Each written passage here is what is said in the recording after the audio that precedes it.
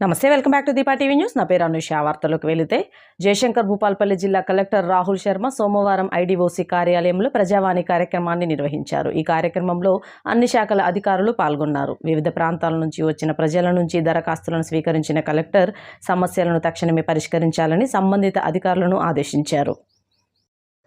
ప్రజావాణి సందర్భంగా జిల్లాలోని వివిధ ప్రాంతాల నుంచి వచ్చిన ప్రజల సమస్యలను వ్యక్తిగతంగా తెలుసుకొని వారి నుండి తీసుకున్న 89 దరఖాస్తుల సమస్యలు పరిష్కరించడానికి చర్యలు చేపట్టాలని అధికారులను ఆదేశించారు.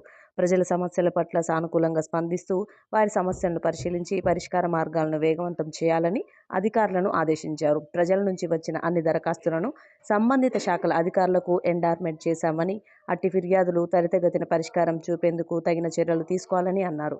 ఈ కార్యక్రమంలో అదనపు collector Ashok Kumar, Vijayalakshmi, Kataram sub collector Mayank Singh, RDO Ravi, అన్ని శాఖల జిల్లా అధికారులు తదితరులు పాల్గొన్నారు.